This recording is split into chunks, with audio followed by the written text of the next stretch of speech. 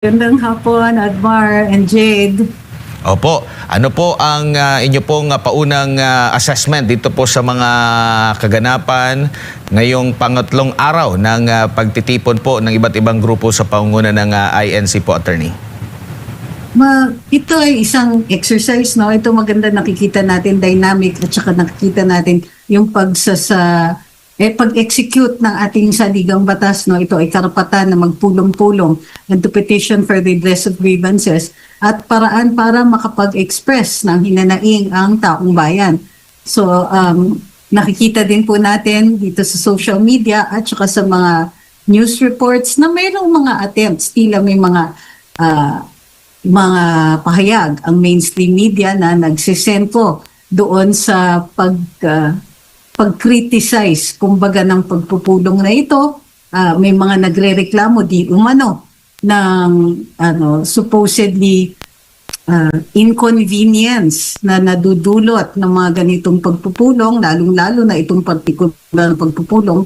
Nakikita din po natin na mayroong mga reports na mga pinipigilan yung mga bus na papasok sa Metro Manila na may intensyon na sumali sa rally na ito. So ang medyo kinababahala ko, maganda sana ito pagkakataon na makapag-exercise ng karapatan na nasa ilalim ng saligang batas. Pero sana naman kung may kinalaman ang administrasyon sa mga pagpipigil, mga activities at mga pahayag na nagpipigil sa pag-exercise ng karapatan na ito, ay sana naman tumigil na at magkaroon naman ng konting self-awareness ang administrasyon. Opo, at hindi po ba, Attorney, itong mga ganitong klase ng pamamaraan, yung mga naire-report, ay bahagi, kumbaga sa parang collateral damage, para mas mapaabot, parang mapansin ng mismong gobyerno yung kanilang mga panawagan at yung kanilang mga isinusulong. Kaya nga, merong mga ganito, di mas napapansin sila ngayon ng government sa kasalukuyan, Attorney? Totoo yun. Actually, pinatulan na may mga komento na rin na nanggagaling sa mga opisyal na pahayagan ng ating administrasyon ngayon.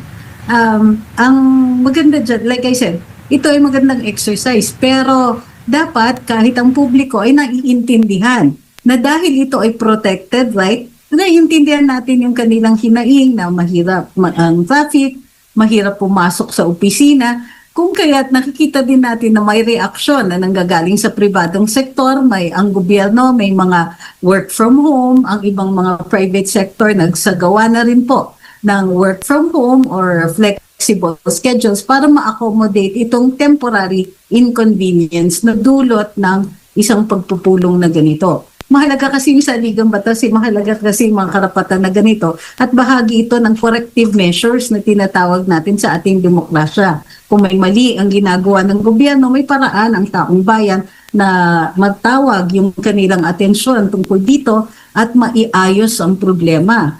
So yung mga pinaghihinalaan na communications at mga paraan para maantala ang pagpupulong na ito, matigil, ma-discourage, o kaya pilit na hindi maintindihan na ito ay karapatan, ay nakakaantala din sa tamang mekanismo na nakalahad na sa ating saligang batas. Sana naman hindi gobyerno ang nagpapaunlak ng ganitong klaseng inconvenience on the inconvenience. Opo, kung ihahambing natin sa mga malakihang mga pagtitipon mula noon, same na panawagan pa rin, yung paglaban ng korupsyon at iba pa, Attorney, talaga bang may kaibahan dito? May mga panggigipit, may plano, sinasabi lang nila na okay, pwede kayong magsalita dyan, pero yun nga, nakikita natin, may mga reports, papunta pa lang yung mga bus, hinaharang na, hinahanapan ng mga butas para hindi matuloy doon. Pag nalaman nilang lalahok sa pagtitipon, meron tayong mga reports na natatanggap na pinapaharap sa LTFRB, yung mga at least 34 na mga PUV operators na namataan doon sa mismong venue. Yung mga ganito po na mga usapin, Attorney. Itong mga ginagawa, lalong-lalo na sa mga bus o ibang mga public utility vehicles na naghahatid lang ng mga tao sa venue, at yung pagpapahayag na sila po ay iimbestigahan kung sila ay tumutupad sa kanilang mga prangkisa ay isang paraan para ma-discourage yung karapatan na makapagpulong-pulong at makapagpahayag ng mga hinanaing.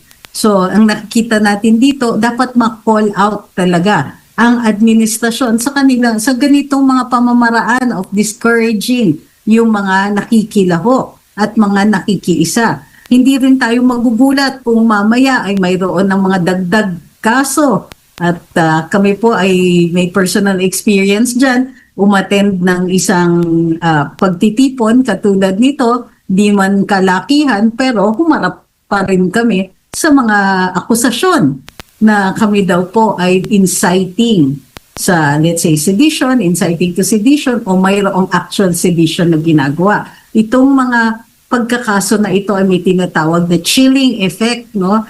Ang intensyon ng administrasyon ay ma-discourage at matigil ang lehitimong pag-exercise ng mga karapatan na nakalahad sa salig ng batas. Ang panawagan natin dito, huwag po kayong ganyan kasi napaghahalataan yata ang mga nakaupo ngayon sa mga pwestong may kapangyarihan ay nagmumukhang may tinatago sila o mayroon silang kinatatakutan na consequences ng mga kritisismo na lehitimong ihinahayag sa mga pampubliko na lugar. Opo, ganito rin yung na-experience ng KOJC noon, no? Parang same ang pamamaraan, like kagaya doon sa mga kumakalat na mga text messages. Attorney, ganito. Wala kang ibang maisip kung sino ba ang may kakayanan na gawin ito at sino yung may, kumbaga, may talagang mabigat na rason na siya yung pagdududahan mo na gagawin ito. Siyempre, yung mga tutol sa pinapanawagan dito or yung matatamaan or maapektuhan ng panawagan dito sa mga grupong ito, attorney. Totoo yan. Yun naman po ang magiging natural na conclusion natin. Sino ba naman ang may interest na pigilan ng mga ito? Hindi po sapat yung mga nagsasabing, ay, nakakaantala kayo sa traffic dahil temporary po ito, hindi naman po ito forever. At maliwanag nga po na lehitimong exercise ng karapatan na magsalita at magpahayag at magpulong-pulong to petition for redress of grievances. So, yes, yung mga taong may pinoprotektahan, posibleng mga tao na ayaw tumigil sa pamamaraan ng pag-unlak ng kanilang personal na interes habang sila po ay nakaupo sa pwesto. Bukod pa dyan, nakakalimutan din yung mga hinaing ng tao katulad ng pag-iimbestiga sa flood control. Nadidistract, it's a form of distraction kasi natural, nagiging narrow yung mga napapansin ng mga tao. Kurso dun sa pwede bang mag-rally o hindi pwedeng mag-rally, lehitimo ba o hindi lehitimo, nakakaantala ba o hindi nakakaantala, samantalang napakalaki at napakalalim ng problema na isinisiwalat sa mga ganitong pagpupulong. Nakikita din po natin yung nga, aside from the chilling effect, ay parang may mga pahiwatig pa na ang mga rallyista sa kanilang kagustuhan na magpahayag at magpulong-pulong ay tila parang pinariringgan pa na gumagawa ng krimen. Hindi po krimen ang pagpupulong na ito. Lumalaganap ang ilang mga kritisismo sa social media na pinalalabas na nanggugulo ang mga rallyista. Samantalang lehitimo naman, lehitimong kritisismo at lehitimong mga issue ang nilalabas dito. At dun sa pag-encourage ng administrasyon sa mga ganyang klaseng pag-iisip o ganyang klaseng pananalita, ginugulo lang nila ang usapan. Nalilipat yung usapan dun sa inconvenience, samantalang nakakalimutan yung hindi tamang pag-execute ng sistema sa hustisya, yung tila nagmumukhang ang mga critical lang sa administrasyon ang unang kinakasuhan at mabilis pa ang pagkakaso at mabilis ang pagkukulong.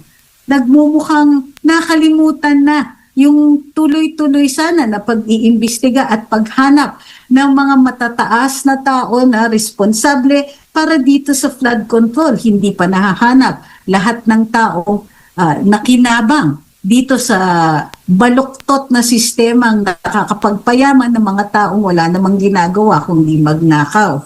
So, imbis na yung bigger issues ang napagtutuunan ng pansin, ini-encourage pa yata ng administrasyon yung mga walang kwentang insultuhan sa social media.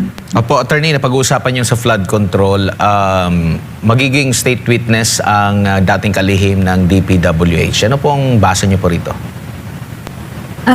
Of course, hindi po maganda tingnan, lalo-lalo na kapag nakikita natin na mayroon namang ibang available na mga state witness. Hindi ba ginawang state witness yung mga undersecretary ng DPWH? Ilan bang state witness ang kailangan nila? Bukod pa dyan, hindi rin po lingid sa kaalaman ng taong bayan na makapangyarihan ang isang kalihim, lalo-lalo na ang kalihim ng DPWH. Hindi siya pwedeng mag-claim na wala siyang alam. Hindi siya pwedeng mag-claim na hindi siya nakinabang.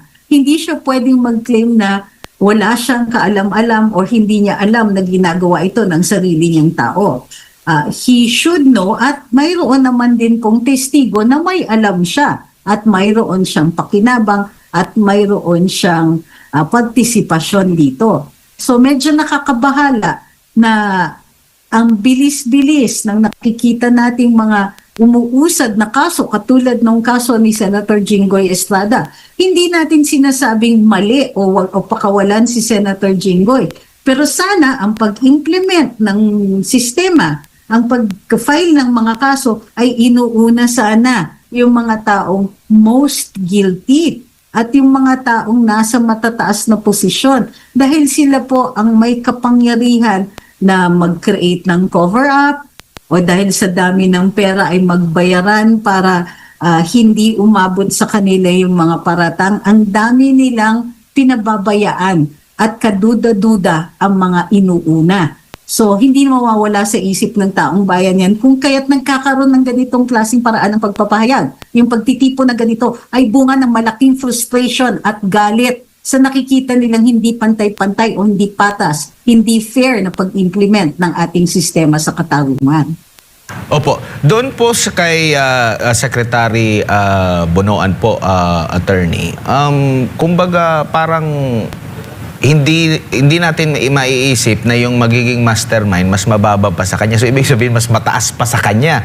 At obligado ba siya na aminin na meron siyang kasalanan bago siya maging state witness?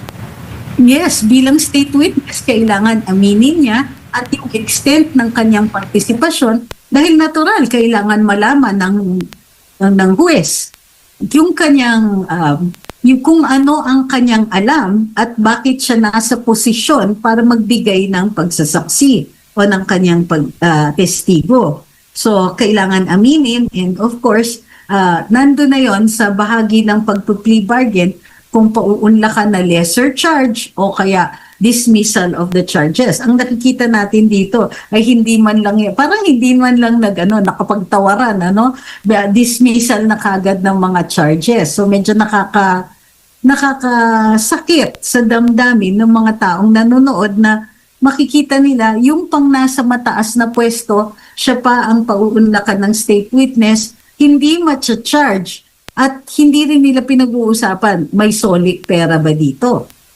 Ano ba extent ng partisipasyon dito ng kalihim? At wag naman sana niyang sabihin na hindi malaki ang kanyang partisipasyon kasi medyo hindi naman kapanipaniwala. Ultimately, pipirma at pipirma siya dun sa mga final outcome dito. Opo, dito naman po sa issue po kay Senador Dante Marcoleta, sa tagal niyo po sa mundo ng legal, ay first time niyo po ba makarinig ng ganitong klase ng kaso na plunder? O ito ay mas fit doon sa election offense na alam natin parang binasura din natin ng COMELEC, attorney? Ang nakikita natin dito kasi ay yung kanyang pagtanggap tapos hindi daw na-record sa kanyang sose. Ayon sa batas, pwede naman niyang i-correct. Halimbawa, under the mistaken belief na hindi kailangan i-report yung hindi natanggap naman during the election period, maaari naman niyang i-correct ito. Tandaan po natin, decriminalize na po ang hindi pagsumite at hindi tamang pagpapalista doon sa sose. Pagkatapos, ang kaduda-duda dito ay ikinakabit sa supposedly corruption. Now, tumanggap daw si Senator Marcoleta, ito yung pagkakaintindi ko tumanggap daw si Senator ng pera nung siya po ay congressman. Pero para ito ay maging korupsyon o pandarambong, kailangan maliwanag kung ano ang purpose ng kanyang pagtanggap ng pera at kung ito ay para sa sarili niya. Kapag kasi tumanggap ka ng pera, lihiti mo po ito kung gagamitin siya sa isang election campaign. Kaya nga may sose, allowed tumanggap ng donasyon, ililista lang at i-report. Pero decriminalized po kapag nagkamali sa reporting. Pagka hindi may mga nakalimutan na ilagay doon sa sose. So ito medyo nakakapagduda. Hindi ko pa rin talaga ito nakikita. Iniisip ko kasi dati, posible ito. Kaya lang, nakakapagtaka, hindi siya talaga nire-raise dahil po maraming magiging vulnerable dito. Maraming maaaring questionin na tumatanggap ng pera habang sila po ay nakaupo sa posisyon kahit yung pera na yon ay ang intention para doon ay doon sa sa kanilang pagpapatakbo for elective position. Opo, Attorney, magandang hapon po. Jade po ito, Attorney. Hi, Jade. Yes po, ito bang ginagawang pagtitipon ng INC at ng iba't ibang grupo, sa tingin mo magiging sagot po ito para ma-pressure o hindi itutuloy ng ombudsman yung kanilang kaso laban kay Senator Marcoleta? Totoo naman, this is a form of pressure. Mapapressure ba ang administrasyon dito? Well, depende yan sa kapal ng ng intensyon nila sa kanilang tibay ng damdamin. Akala ko kapal na mukha. Sana sasabihin ko, nahiya lang ako sa inyo. Go ahead, Attorney. Yung depende yan sa tibay ng sikmura. Kumbaga, ito po may mga libo-libong mga tao ang nagtitipon-tipon at nananawagan ng tamang pamamalakad ng hustisya, yung maging fair ang administrasyon, nananawagan na wag sana magbendalo, wag sanang mali-mali ang interpretasyon sa batas kapag kalaban ang mga kritiko. Sana ganito yan di ba? May Caesar's wife doctrine. Ang mga government officials must not only be look clean or uncorrupt or legitimate in their actions, pero they must also look that way.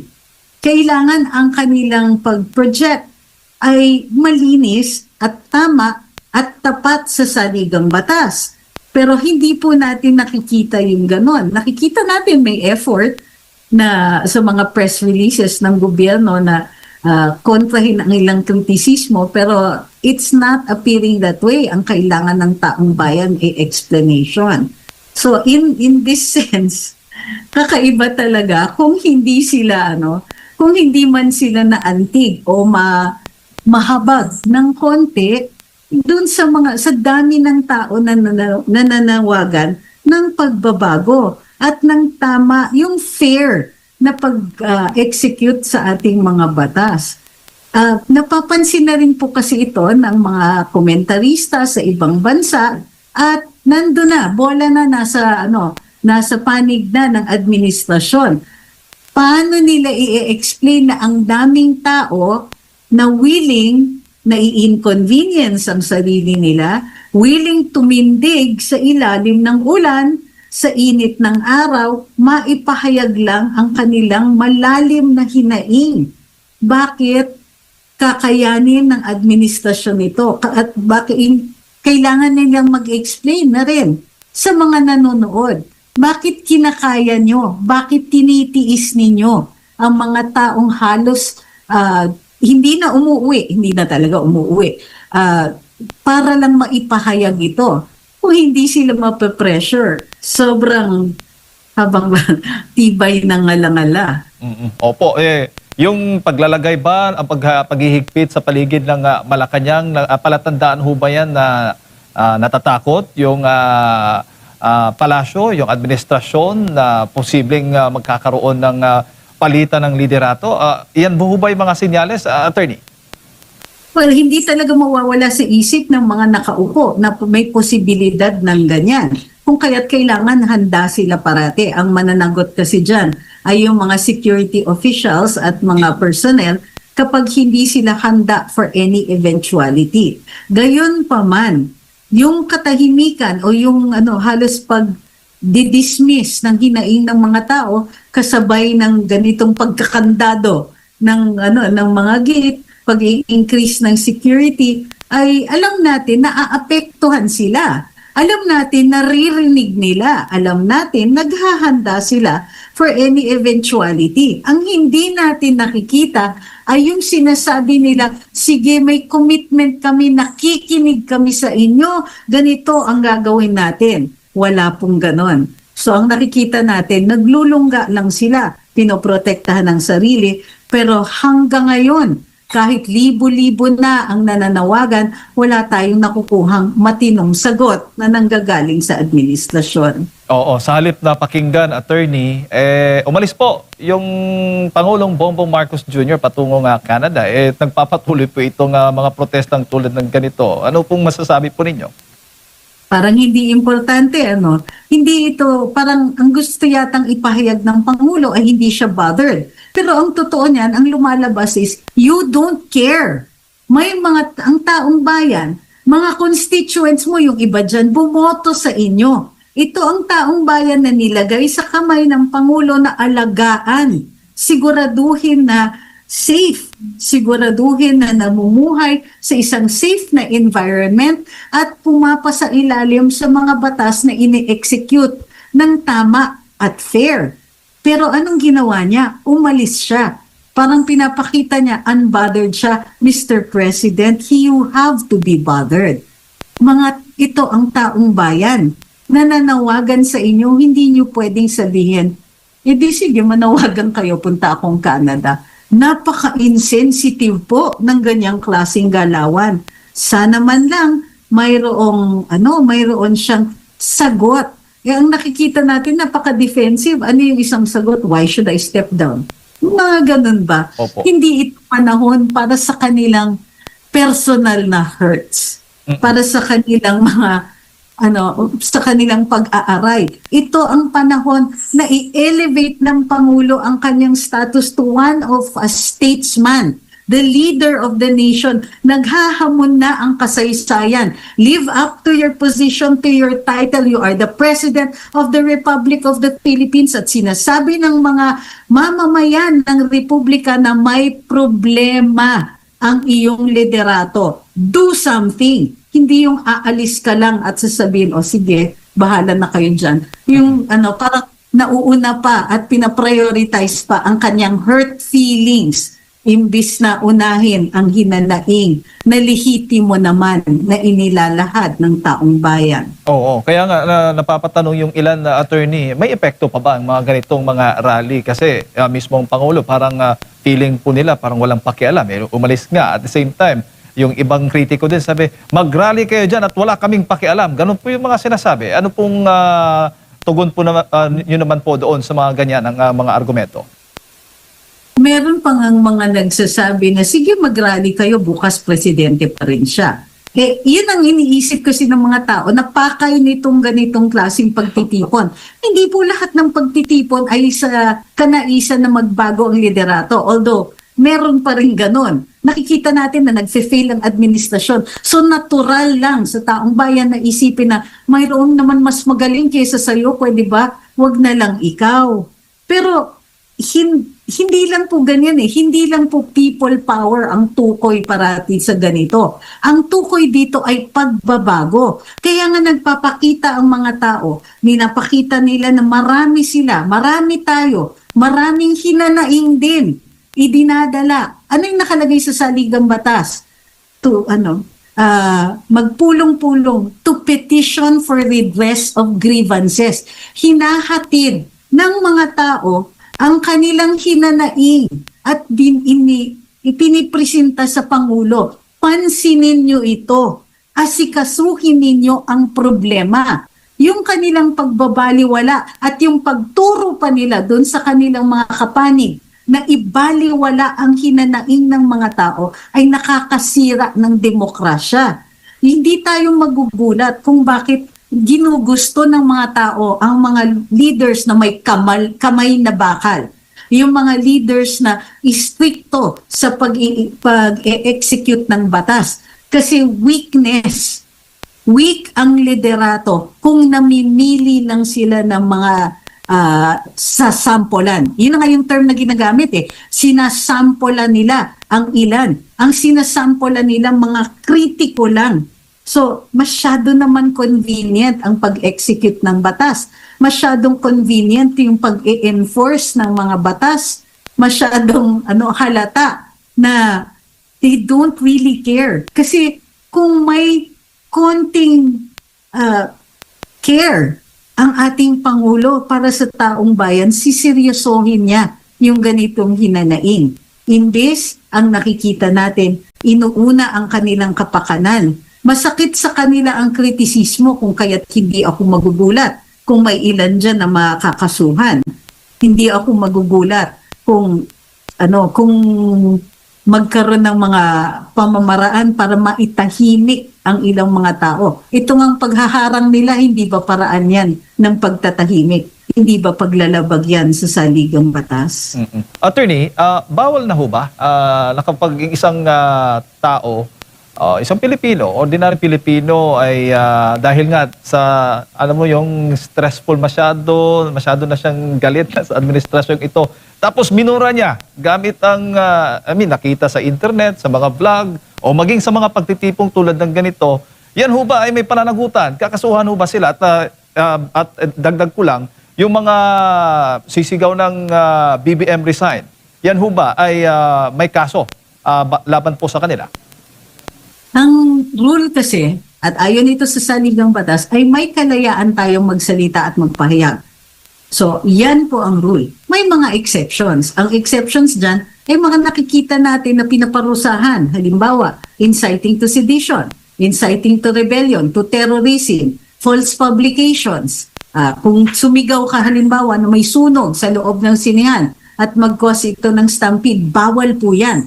So nakikita natin pinagbabawal dito ay yung may potential for harm o kaya may nagkukos ng actual harm. Ano ang harm na maidudulot pagka nagsigaw ang isang tao, naggalit na sila sa pamamaraan na ginagamit ng Pangulo sa kanyang governance? Wala. Ito ay lehitimo na pag-express ng kanilang saloobin at protektado ng saligang batas. Ang ipinagbabawal, yung peking balita na makakaapekto sa seguridad ng bayan, sa seguridad ng ating lipunan. So bawal yung mga ganyan. Pero kung hindi naman sila nananawagan ng paglalabag sa batas, hindi nananawagan na gumawa ng krimen, hindi nananawagan sa sedition, rebellion, treason, war, ito po ay tatanggapin bilang lehitimong expression na alinsunod sa ating Bill of Rights. Kahit anong mura ba, attorney? Kahit pinagmumura na, kalayaan pa rin yun ang ng taong bayan? Halimbawa, ang PI, hindi ko po pwede sabihin, ang PI, sinabi na ng Korte Suprema, ito ay expression ng frustration. So, maaari yan i-justify dahil frustrated ang mga tao. Ngayon, yung pagmumura, uulitin ko, depende yan. Ititignan yan ng hukuman kung ito po ay mapanira. Libel ba ito? Depende nga po yan sa mga sasabihin. Kung kaya't wala tayong pwedeng sabihin na automatic, ayan, may pananagutan ka sa batas. Kailangan dalhin yan sa hukuman. Yung hukom ang kikilatis dyan kung ito ay may nilabag ba na batas o kumpleto ba ang elemento ng krimen dito, mayroon bang intensyon na manira o ang intensyon dito ay ipahayag ang kanilang hinanaing. Ang dalawang yon ay magkaiba. Pag hinanaing lang, wala pong pananagutan, wala pong criminal penalty. Opo, paano, attorney? Dahil ito, madalas mo maririnig ito kahit yung mga opisyal. Sinabing bangag yung Pangulo. mayroong ang nagbibiro na isang abogado na sinasabi, well, hindi nagbibiro. Tama naman. Ang sinasabi dito, kino-quote lang naman ang kapatid. Sino ba ang unang nagpahayag na bangag? Hindi ba yung kapatid? So mayroong maisa-cite na source. Kung sakasakaling ilitis yung pagsasabi ng bangag, in that particular circumstance, ang magiging saksi, yung kapatid, yung kino-quote. So, mailalabas na ebidensya kung ano ang basihan, kung bakit nagko-conclude ang mga tao na mayroong ganyan na bangag. Maaaring isumiti rin bilang ebidensya yung refusal to take a hair follicle drug test. So, kaya nagkikreate ng confusion, kaya nagkakaroon ng ganyan na paratang dahil sa kakulangan ng impormasyon. At yung kaunting impormasyon ay nanggagaling pa doon sa credible na source. So, medyo mahihirapan talaga na ilitis para sa prosecution yung ganyang klaseng kaso. Opo. Kung sakali man, attorney, doon sa EDSA People Power Monument, pinaalis na, binawi na yung rally permit. At dito naman sa Liwasang Bonifacio, bagamat baga hindi na kinakailangan ng permit, may tendency pa bang, kung sakali mang, iipitin ulit itong rallying ito? Saang lugar pa po pwede na magsagawa ng rally? Ang nakamalinaw kasi sa batas na mga Freedom Park lang po pinapayagan, and unfortunately, ang pinakamalaking park dito sa Metro Manila ay hindi Freedom Park, ang Rizal Park, hindi po siya Freedom Park. Kung kaya't ewan ko kung anong mangyayari kasi posibleng maging bahagi ng paggigipit ay kung may spillover doon sa mga kalye, yung dahil sa dami ng tao, baka magpilit na magkaroon ng dispersal kapag hinaharang ang mga daluyan ng trapiko at daluyan ng pedestrians. So, mayroong possibility na magkaroon ng tensyon pag dumami ng dumami ang mga tao. Yun nga lang, mas maraming tao, mas effective ang messaging. Opo, at ito, paglilinaw lamang, bawal ho ba sa harap ng, sa paligid ng palasyo ay magsagawa ng protesta yung taong bayan? Walang sinasabi yung batas na bawal, pero dahil daluyan ito, kalye pong nasa harap directly ng Malacanang, sa harap ng mga gates, daluyan ito ng trapiko, posibleng gamitin ito na dahilan. Bukod pa dyan, maaaring i-claim na national security po ang dahilan kung bakit hindi po papasukin ang mga relihista na masyadong malapit sa palasyo. Dahil, of course, ang mga matters pertaining to the president ay maaaring i-connect sa national security. So yes, maaari pong may basihan sa pagbabawal ng pagbibigay ng permit na mag-rally sa harap ng palasyo. Opo, kung itong kaso po ni Senator Marcoleta ay hinog na daw, yung kaso po ni Senator Joel Villanueva at Cheese Escudero, kung hindi ako nagkakamali, abay kailangan o kulang pa daw sa case build-up ang DOJ, kaya magkakaroon po ng separate po na investigasyon ang ombudsman. Ano naman po ang masasabi po ninyo dito? Katulad ng parati natin sinasabi, ang kakulangan ng impormasyon ay nagbubunga ng misinformation at possible na mag-iimbento ang mga tao. Nagkikreate ng tinatawag natin information gap.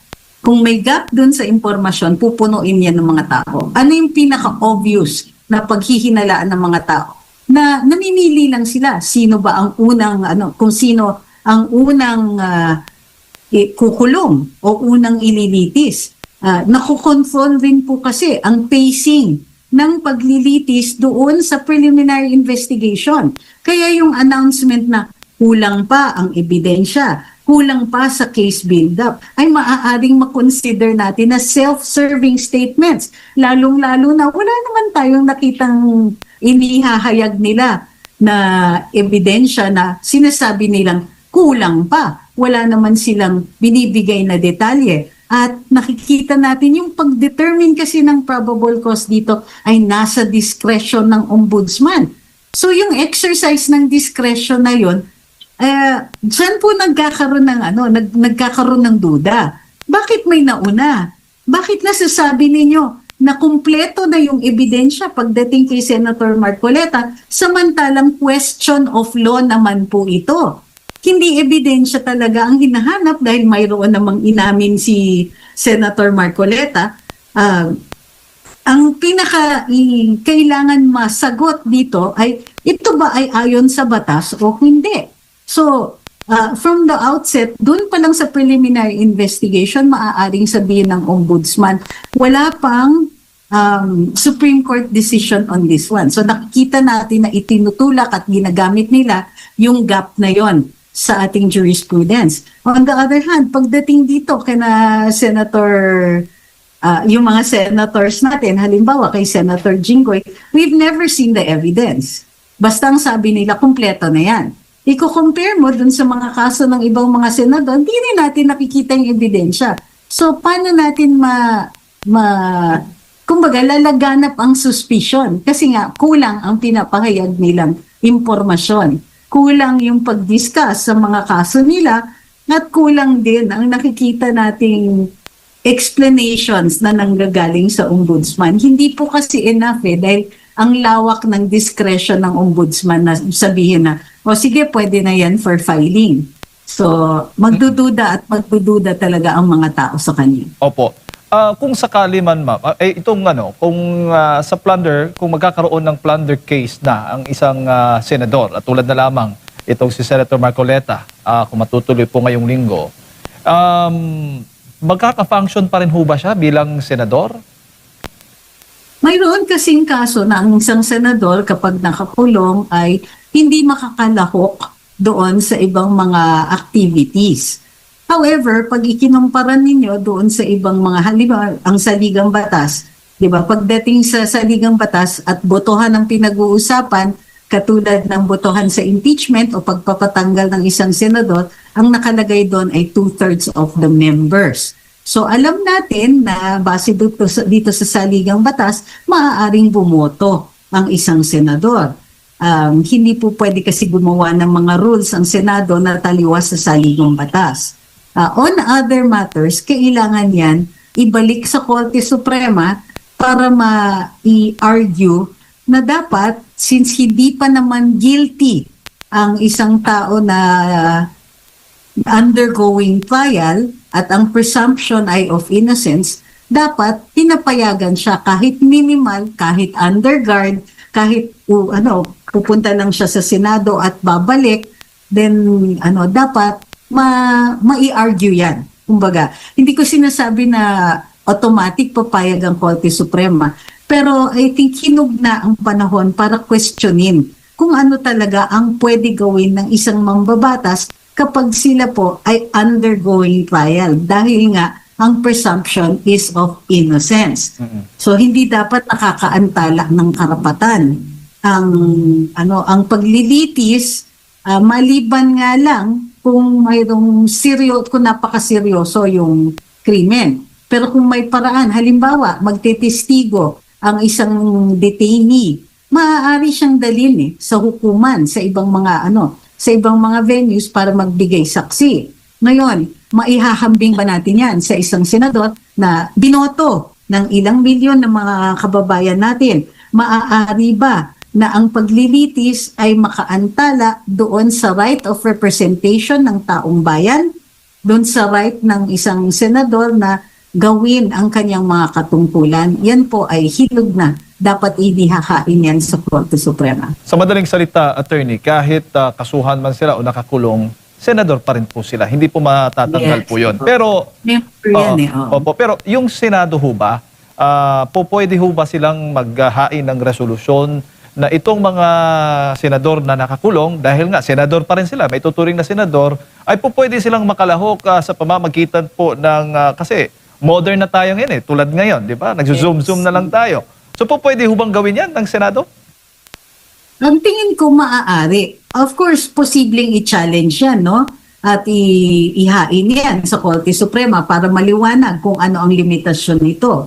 Pero ang tingin ko, pwede naman po. Hindi naman siya pinawawalang sala, hindi naman siya pinapalipat nga ng detention or anything like that. So, at saka may teknolohiya na, may work from home, di ba ka pwedeng work from jail. pwede siguro maka-issue ng resolution na ganyan, pero subject to challenge sa Korte Suprema. Opo, at ito ngang mga pagtitipon, nakilala po natin, ang INC, may una na po silang pahayag pagdating po dito sa impeachment. Kontra po sila sa impeachment, attorney. Maari ho bang maka-apekto rin po itong mga pagtitipon, itong mga rallying ito sa darating po na impeachment trial sa July 6? Posibleng dumami ang mga rally. Dahil nga po, ito yung isa sa mga rare occasions na ang mga tao tutol sa isang impeachment. Normally kasi yan, gusto natin malaman Curious tayo. Ito ba, mayroon bang ebidensya dito sa taong ito? At saka, bago na ihahain, bago na dadala sa Senado yung impeachable officer, marami nang nauna na negative publicity, marami ng yung mga katulad ng pangyayari na mayroong Committee on Good Governance, may Quadcom, may mga ganyan. Pero ito, dumaan nga si VP Inday sa pagkikilatis o inquiry sa House of Representatives, ang 1 toneladang negative publicity. Araw-araw halos may panibagong paratang kay Vice Presidente. Ang daming vicious na mga trolls, pero tumataas pa rin ang trust and approval ratings. At maraming hindi sang-ayon sa pagdadala sa kaso sa Senado nitong particular na impeachment ni VP Inday. So para sa akin may possibility na lumaki o dumami ang mga pagtitipon na ganito. Lumakas ang pagpapahayag sa social media or even traditional media ng mga ng saloobin ng taong bayang tutol dito. So, tingin ko yung mga ganyan, yes, makakaapekto talaga ng rallies yung impeachment and vice versa. Opo. Attorney, bago lang na inilabas ata ng COA, may nilabas po sila, nakatanggap po ang Office of the Vice President ng unmodified opinion mula po sa COA. Para po sa kaalaman ng ating mga kababayan, ano ho bang ibig sabihin ito? Ang opinion dito, tinatawag nilang unmodified opinion, ay ibig sabihin maayos yung sistema ng liquidation, ng pagsusumite ng mga dokumento at yung paraan ng pag-i-explain kung paano ginagastos ang pondo ng Office of the Vice President. Hindi ibig sabihin nito na walang possible later on na mga observations. Pero ang sinasabi dito, tama yung systems, tama yung pag-conduct nila ng kanilang liquidations, yung kanilang explanations at kanilang pagsusumite at kumpleto ang dokumento na isinusumite sa COA. Baga kung sa kaso pa ito, attorney, yung technicalidad, hindi doon sa merits, tama ba? Hindi necessarily sa merito. Kasi minsan magkakaroon ng observation or observation memorandum ang COA at sasabihin, mayroong kakulangan dito pero bibigyan ka ng pagkakataon mag-comply. So kung ikaw naman ay nabigyan ng observation at nag-comply ka kagad, posible pa rin po ang magandang opinion. Opo. Pero gaano po ito kahalaga? Kung hindi ako nagkakamali, 4 na beses o 4 na sunod na taon na ata na nakatanggap po ng unmodified opinion po ang opisina ng Vice Presidente mula sa COA. Ibig sabihin, maayos ang systems, maayos ang pamamalakad. Hindi kontrobersyal ang pamamaraan na ginagamit sa Office of the Vice President. So actually, good news yan. At saka maaaring isumiti yan as evidence of patterns of behavior. Opo. At ito ho ba ay possible na magamit din ng depensa sa darating na impeachment trial? So I apologize. Hindi kasi admissible ang patterns of behavior that will not prove anything sa maaari itong isumite na halimbawa for the year na kini-question, let's say, yung confidential funds, isusumiti nila yung unmodified opinion na yon.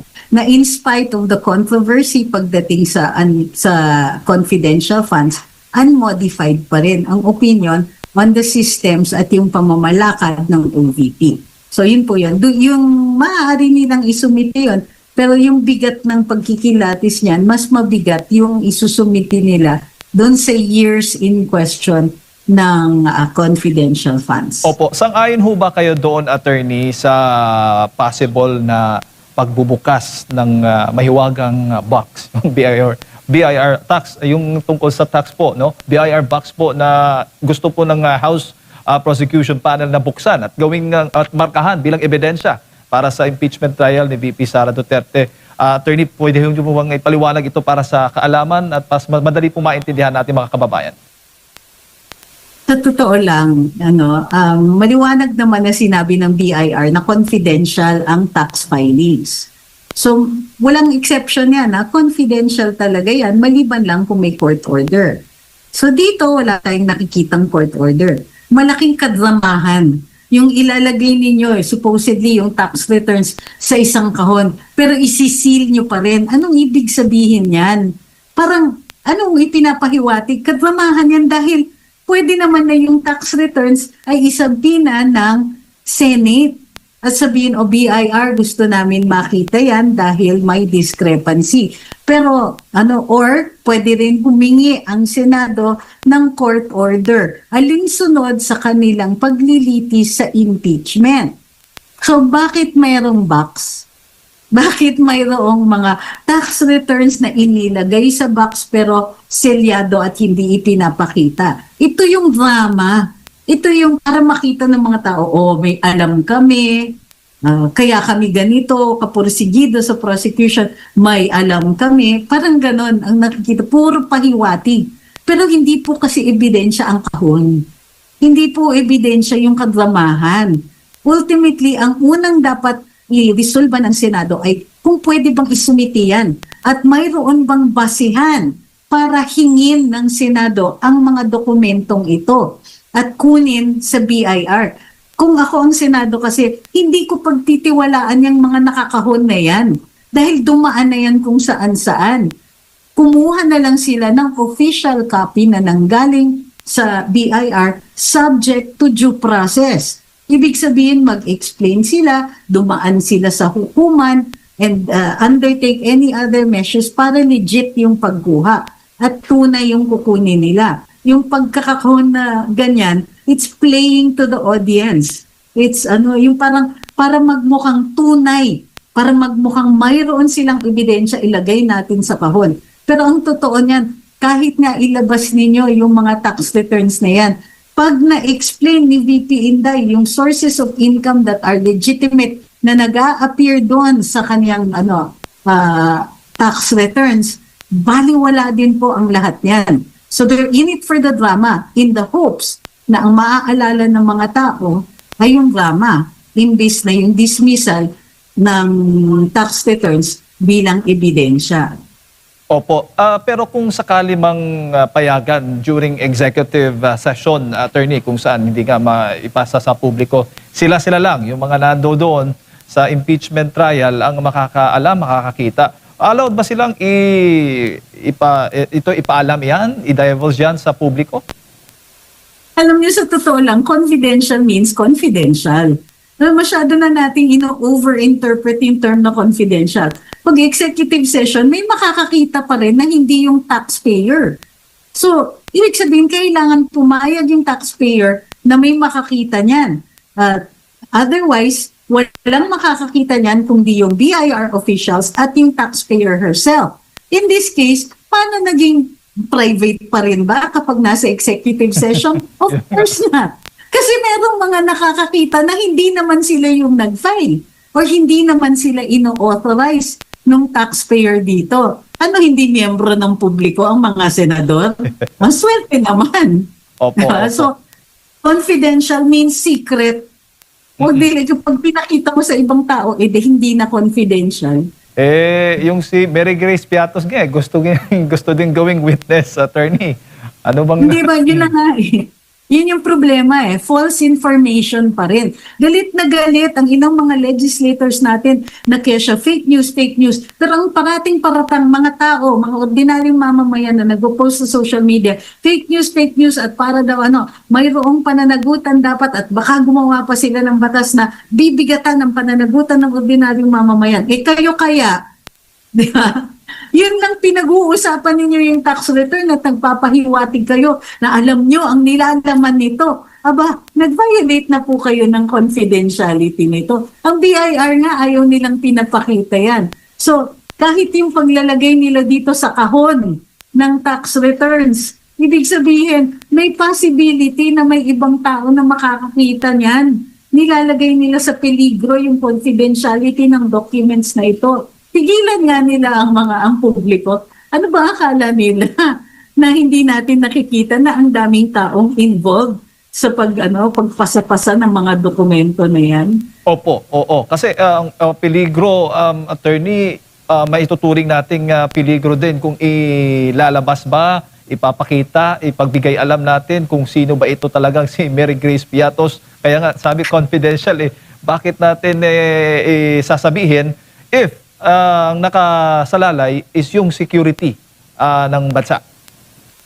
Correct. Kaya nga, hindi lang yan. Alam nyo, you cannot make excuses for violating the law. Sila na mismo nagsasabi nun. Hindi pa dapat lahat to be held accountable. Di dapat hinuhold din natin accountable itong mga nagpipilit na i-bend the law pagdating dito sa tax returns. Pati dun sa mga bank documents, umamin sila, di ba? Na hindi necessarily pwede ang House of Representatives na makakuha at kilatisin ang mga bank documents. And still they keep bringing it up. And still they keep talking about it. And still pinag-uusapan nila na, may mga ganitong amounts. Nakakapanira yung mga yan. There is a reason why all of these things are kept confidential. Kasi very vulnerable to misinterpretation ang mga yan. Tapos ang bigat ng burden doon sa tao na may-ari ng bank accounts, na may-ari ng mga tax returns, na mag-explain. Ikaw na nga na inosente, presumed to be innocent, ikaw pa ngayon ang pinag-i-explain. Nakakaloka, parang iba talaga ang konsepto ng ilang mga mambabatas natin sa presumption of innocence at saka sa interpretation ng salitang confidential. Ay, Kaya hindi natin masisisi, attorney, na maraming magsasabi talagang bangag na daw ang gobyernong ito. parang ganun na nga, nakikita natin. And how can you believe? Paano natin mapapagalitan ng mga tao na nakikita nila na inaapi si VP Inday? Nakikita natin na pati ang INC inaapi kung ano-ano ang mga pinagsasabi. Samantalang legitimate exercise naman ng kanilang karapatan na magpulong-pulong. Pati dito sa kay VP Inday naman, lahat kinalkal na nila, wala silang tinitira na pribado. Pati asawa ni VP Inday, pinapilit dinadala para malantad o maisa publiko ang mga gawain. Pribadong tao yung mga gusto nilang ilagay under the microscope, dapat protektado, pinoprotektahan din natin ang karapatan to privacy. Ang nangyayari dito is, di balin tapakan daw ang ibang mga karapatan, lalo na karapatan ng tao na inaakusahan nila, masunod lang ang layaw nila. Mahirap yung ganitong klaseng pamamaraan. Opo. Ngayon, attorney, nasa ilalim ng bagong majority ang Senado. At matutuloy na nga itong impeachment trial sa July 6 sa kabila nga ng mga panawagan dapat na hindi ituloy. Sa tingin po ninyo, may enough number na po yung majority, yung mga kritiko po ng Vice President na siya po'y ma-convict? Hindi, wala. Wala po akong nakikitang ganyan. Kasi sa totoo lang, in a fair fight, yung mga ebidensya na pilit na ilalabas, kaya nakikita natin meron silang mga pinipilit na nilalabas na ebidensya o kaya meron silang pinipilit na ipasok na ebidensya na wala naman kinalaman sa impeachment pero sa tingin nila ay makakapanira kay Vice Presidente dahil kulang it is possible na aminado na ang depensa na hindi nila makukuha yung boto na gusto nila. So ibababad na lang nila sa mga mapapanira nilang opinion, mga mapapanira nilang mga katanungan, ibababad nila ang pangalan ni VP Inday sa publiko in the hopes na dumikit yung kanilang mapanirang mga statements and questions at mga remarks dito sa impeachment. Yun na lang po ang nakikita kong pakay nila. Kasi hindi ako naniniwala pa sa ngayon, wala tayong ebidensya na aabot at aabot yan sa 16. Opo, pero ang pattern na ginamit laban kay Senator Marcoleta ngayon, kung tutuluyan po ito, possible na magamit din sa iba pang mga senador na alam po natin may kinakaharap din po mga reklamo at kaso. Kasi mabigat kasi ang plunder na unbailable. So hindi ako magugulat kung bakit may mga senador na matatakot talaga. Nakakasuhan sila ng plunder. Of course, ibang klase si Senator Marcoleta eh. Kung makita ninyo yung demeanor niya, parang wala talagang takot. Pero meron talagang mag-aalala na posibleng kaya nilang ipadismiss yung kaso, pero habang nililitis ay nandun sila sa kulungan.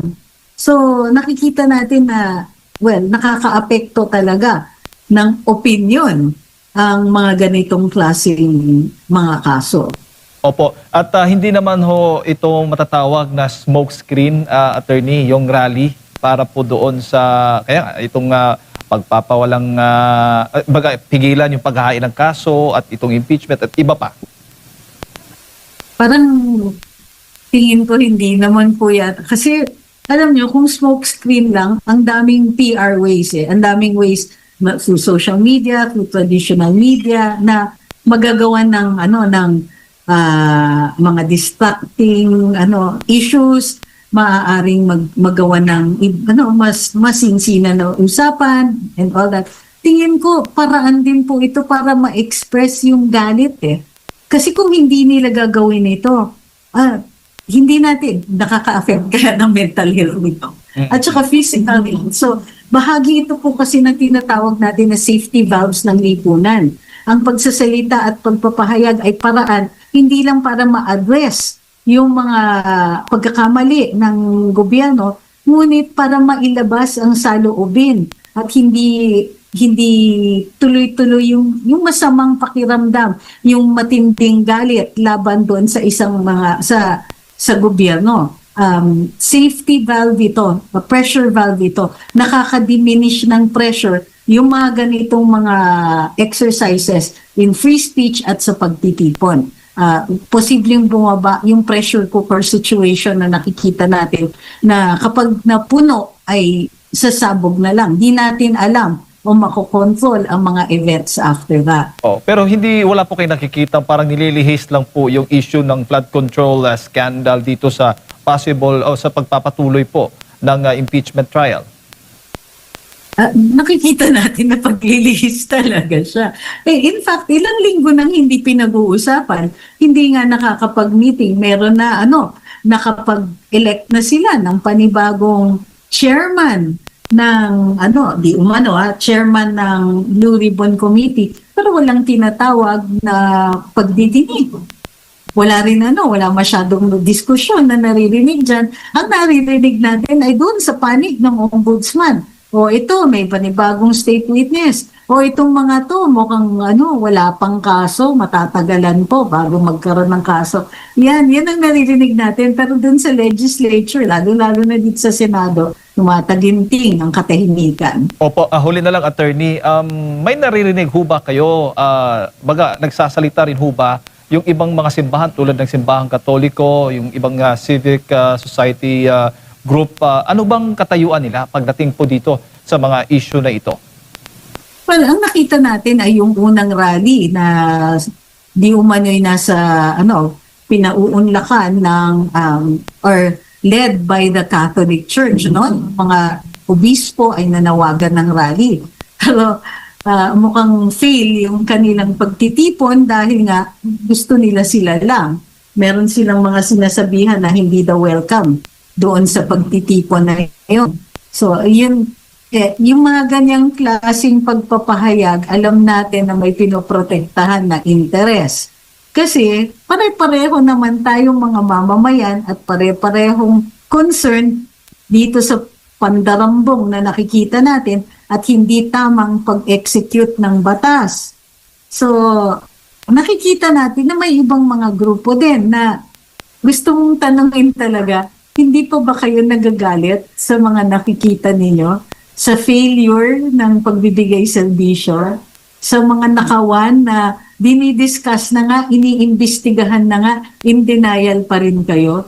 O mas importante para sa kanila na may say sila kung sino ang magiging leader at sana hindi si Sara Duterte. Yun lang po nakikita natin yung katahimikan na nanggagaling sa ilang mga grupo ay tila base sa kanilang masamang opinyon kay Vice Presidente Sara Duterte. Wala silang respeto sa saligang batas yung mga yan. Attorney, singit ko lang.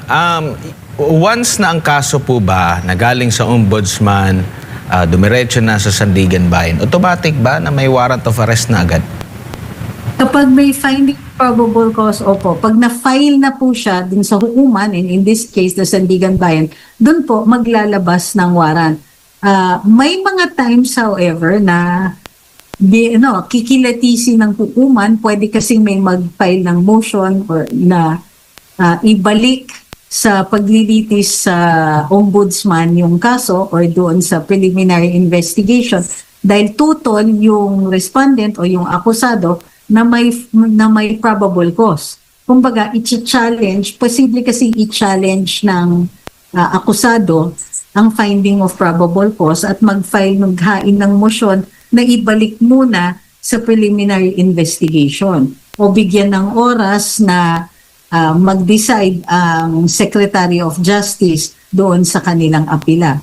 So, Opo. may mga instances na gano'n. Kasi yung ating mga kababayan, lalo na yung mga supporter ni Senator Marcoleta, nangangamba na baka na-weaponize, nagamit din itong ombudsman, which is sinabanggit na rin yan ng atin ng Pangulo noon pa, nung siya ay binulgar niya na ang susunod na ombudsman nga ay si Boying Rimulya. Saan pa lalapit ngayon? Kasi once na umusad yan, halimbawa, naglabas na ng warrant of arrest, katakot-takot na mahabang proseso pa po yan na hindi siya makaka-function as senador. Senador pa rin siya, miyembro pa rin siya ng Senado, pero hindi na siya makaka-function doon sa paimbestiga at kung ano-ano pang mga function ng isang senador po, attorney. At aantayin yung, alam naman natin na umabot ng, hindi lang buwan yan, umabot nga ng taon. Minsan, yung talagang hearing ukol dyan, tapos ang ending mababasura lang kasi nga, basura yung kaso. Paano po yan, attorney? Saan lalapit yung mga inaakusahan yan, attorney?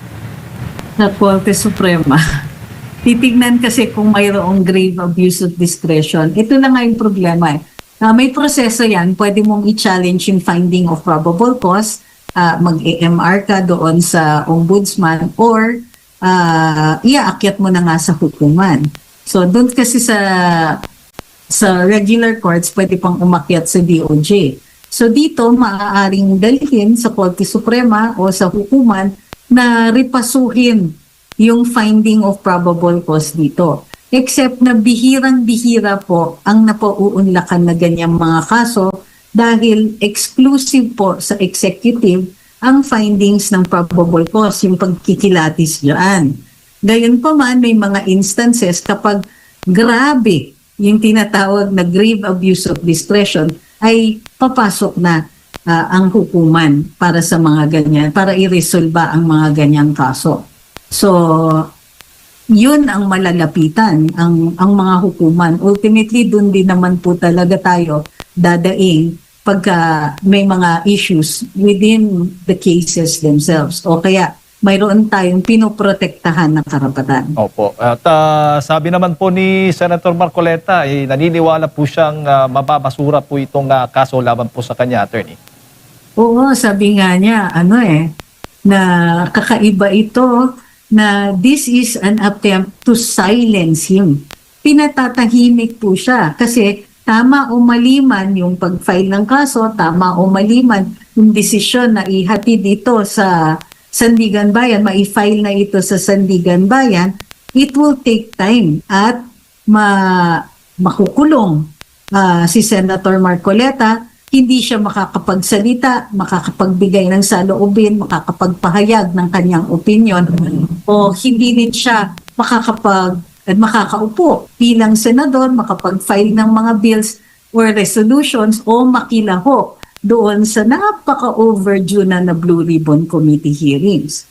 So, yes, tingin ko medyo may ito talaga yung yung pamamaraan ng batas. Dapat kung mayroong magbabago ng ganitong sistema, nandun yan sa legislature. Pero kung nakikinabang sila, baka matagal-tagal tayo maghihintay.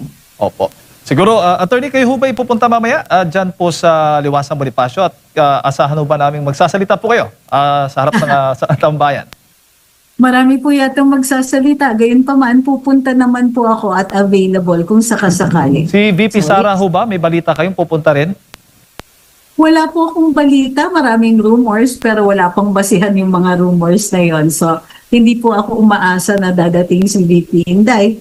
Pero dun sa mga speakers na nandun, yung magpapakita lang si Senator Marcoleta, laking bagay na po nun. Opo. Dahil buong tapang siyang dumadating at nagsasalita. Opo. Siguro, attorney, yung huling mensahe po ninyo para sa lahat ng ating mga kababayan na nanonood po at nakikinig sa inyo sa mga oras na ito.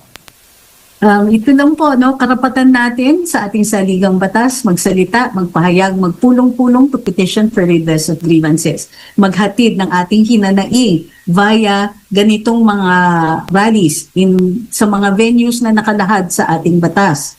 Ang pagpipigil o pagdi-discourage ng exercise ng ating karapatan na protektado naman ng saligang batas ay isang nakakabahalang issue na maaari nating i-address politically. Ano yung political addressing na yun? Eleksyon, mga ganitong klaseng rallies, at of course, sa proposal din natin na magkaroon ng mga legislation na magtatama ng mga excesses o sumusobra, pag sumusobra ang gobyerno sa kanilang kanaisan na magprotekta ng mga opisyalis na nakaupo. Ang hinanaing na dinadala dito sa rally ay yung kagustuhan na marami namang nakikiisa. Kagustuhan na makita ang patas na pag-apply ng sistema ng ating katarungan dito sa Pilipinas. Walang hinihingi ang mga tao dito ng special privileges. Walang hinihingi na labis sa ginagarantiya ng saligang batas at ng mga batas. Ang hinihiling lang dito ay maayos na pamamalakad, katarungan, hustisya, at wag sana na magpendalo. Nakikiisa kami sa mga nagpupulong dito, nakikiisa kami sa INC at sa cause ni Senator Dante Marcoleta. Thank you, attorney, at magandang hapon po sa inyo. Magandang hapon, salamat. Ayun po mga kababayan, si Attorney Trixie Cruz Angeles, former